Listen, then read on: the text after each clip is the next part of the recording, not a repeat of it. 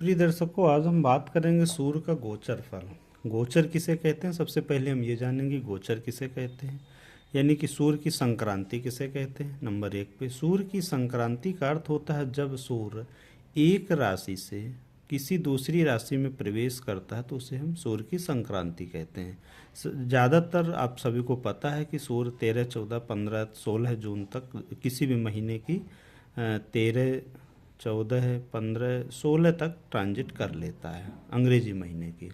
ठीक है, तो इस क्रिया को हम सूर्य की संक्रांति कहते हैं। क्या मतलब, जब सूर्य एक राशि से दूसरी राशि में प्रवेश करते हैं, जैसे मान लो अभी मेष में है, मेष से जब वृषभ में जाएंगे उसे हम सूर्य की संक्रांति कहते हैं।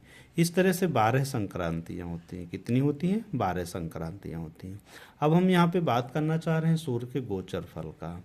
कोई भी जब गोचर फल देखा जाता है तो उसमें चंद्रमा एवं लग्न को महत्व दिया जाता है। लग्न अगर बली है तो लग्न से भी फल देखा जाता है, और चंद्रमा जहाँ होता है वहाँ से हम इसको कहते हैं राशिफल।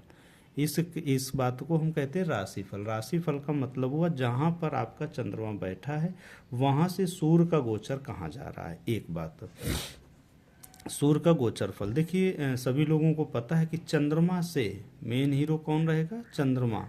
चंद्रमा चूंकि मन है, मन हमारा सेंट्रलाइज कर दिया जाता है, वहीं से सभी कुछ का पता चलता है।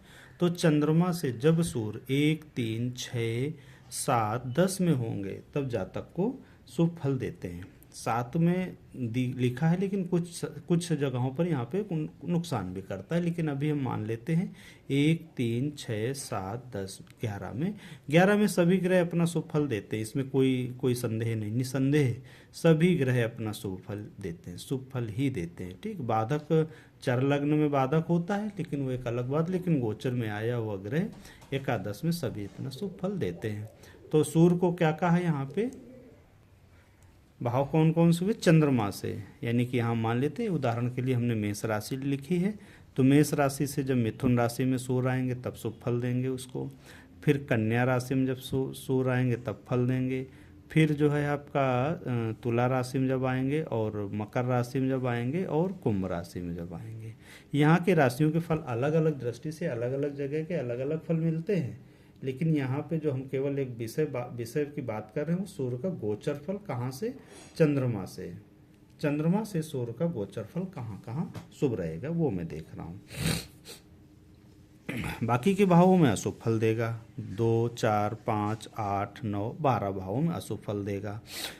ठीक, अब हम देखते हैं यहाँ पे एक दूसरा जो सिद्धांत होता है। पहला सिद्धांत तो हो गया हमारा चंद्रमा से सूर्य का गोचर फल।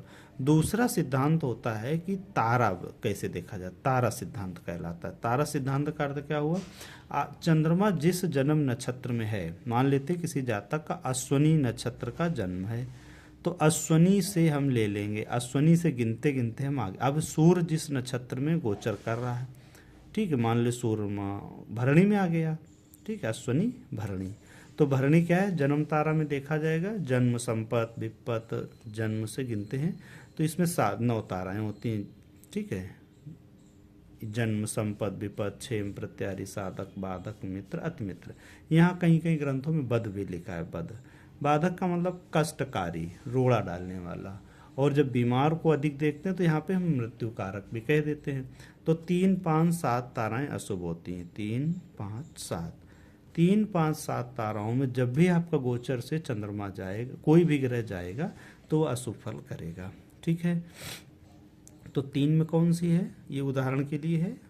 ठीक है, 3, 5 और 7, इनमें जब जब आपका मान लो किसी का उदाहरणवश अश्विनी नक्षत्र का ही जन्म है, तो कृतिका, मृगशिरा और पुनर्वसु उसके लिए नक्षत्र अच्छे नहीं रहेंगे, ऐसा मान ले वो अपने लिए।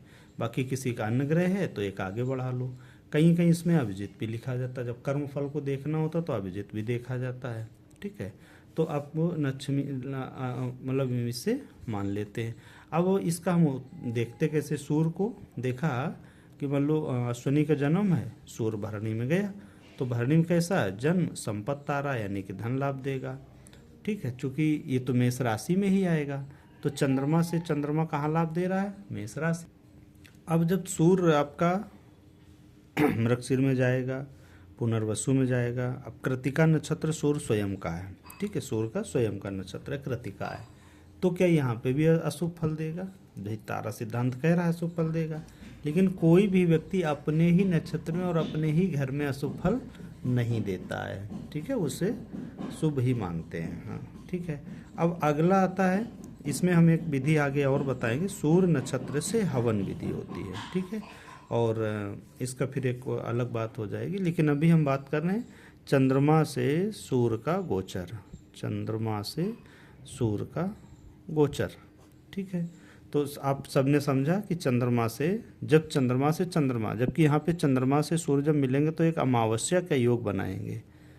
क्या बनाएंगे? अमावस्या। सभी लोगों को पता है कि अमावस्या कब बनती है? सूर्य प्लस चंद्र जब समान डिग्री के हो जाते हैं एक ही राशि में आकर, तब अमावस्या होती है।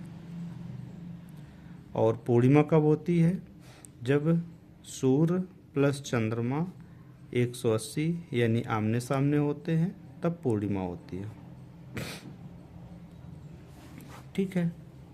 यहाँ पे अमावस जरूर बनेगी, लेकिन इसको राशि को लाभ देती है। अब अगर यहाँ पे लाभ और देखना है तो अष्टक वर्ग से भी लाभ देखे जाते हैं कि चंद्रमा हमें, सूर्य कितना, कोई भी ग्रह गोचर में हमें कितना लाभ देगा। फिर इसके अलावा इनकी जो अष्टक वर्ग के अलावा सूर्य से सूर्य, चंद्रमा से चंद्रमा, लग्न से सूर्य कहाँ चल रहे गोचर में। मान लो सूर्य यहाँ का स्वामी है, ठीक, बैठे यहाँ पे हैं मकर राशि में, तो 1 2 3 4 5 6 प्रथम सूत्र कहता है कि चंद्रमा से सूर्य छठे लाभ देता, तो यानी कि लाभ देंगे। अब यहाँ राशि किसकी है? शनि की। शनि की राशि में उतना अच्छा लाभ नहीं देंगे। भाव कौन सा है? दसम भाव, तो यानी कि दीपावली भाव, तो यहाँ पे लाभ देंगे लेकिन कुछ कम होते हैं। अब यहाँ पे वेद विधि भी आती है, अगली क्लास में हम आपको बताएंगे वेद विधि में। जैसे लोग डरा देते हैं कि आपका शनि का यहाँ आ रहा तो ये हो जाएगा, यहाँ आ रहा तो ये हो जाएगा, उसमें अगर आपका वेद हो रहा है तो आपको कोई भी नुकसान नहीं होगा। वो बिना किसी व्यक्तिगत जातक की कुंडली को देखे शनि क्या फल देंगे इसको बता पाना बहुत मुश्किल है, ठीक है। आप इसको समझें, चंद्रमा से सूर्य का गोचर फल। नेक्स्ट क्लास में हम बताएंगे वेद विधि, वेद कैसे होते हैं, कौन ग्रह कहाँ पे वेद करता है, और फिर बताएंगे कारक भाव, कौन ग्रह किस राशि किस भाव में कारक होता है, ठीक है। सभी लोगों को मेरा प्रणाम।